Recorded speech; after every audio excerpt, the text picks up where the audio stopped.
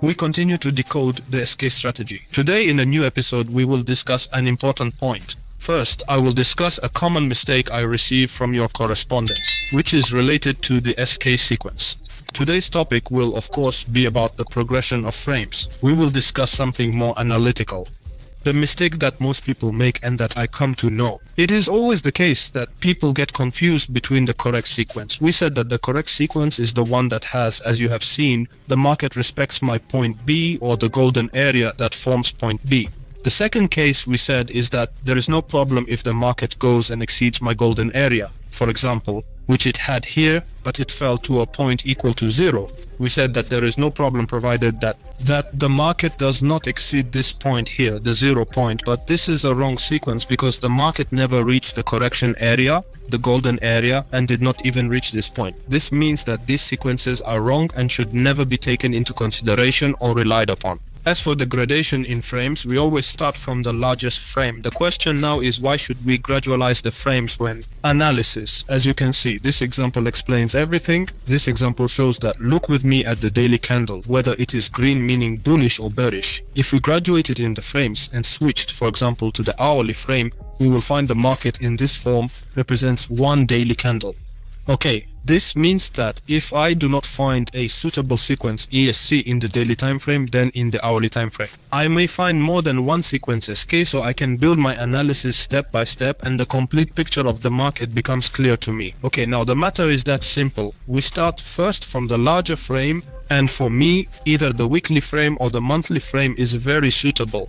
I am only now trying to build my own perception of the market, and then my trades will be according to my strategy. For example, those who have strategy, scalping or short-term strategies rely on time frames of 5 to 15 minutes. This is most true for people like me, a day trader who rely on time frames ranging from 1 hour to 15 minutes. Okay, let's start with the largest time frame for me, the monthly one.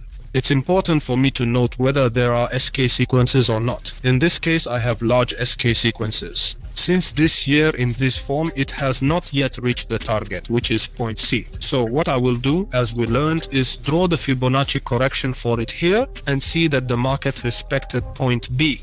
Therefore, as we see, the market respected my point B. Now I will determine point C using the Fibonacci extension. My point C in this case is this golden area.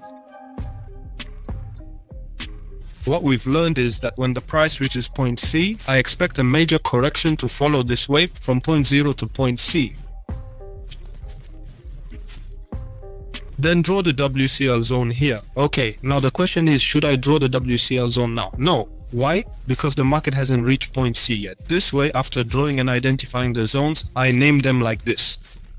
So to remind me that this area is point C on the monthly frame and so on, I will now move to the weekly frame in the same way. Okay, the question now is, why do I draw an upward SK sequence and not a downward SK sequence?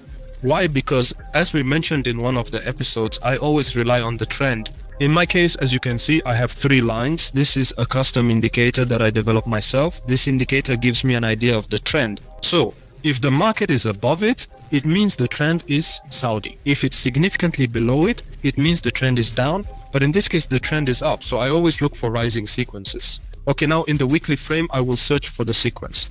Okay, in this case, there are SK sequences, but most people won't notice it. It goes from this point to this point, and here I have the B point. Look, the market touched it a little, so I respected the B area. So these are the SK sequences in the weekly frame, and I will plan them like this.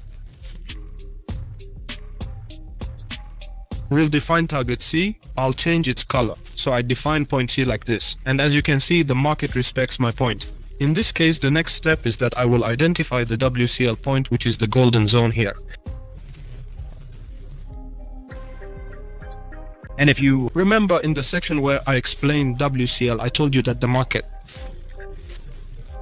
it doesn't always reach the WCL point. Okay, this is the WCL for the weekly frame. Therefore, the market didn't respect it and continued rising.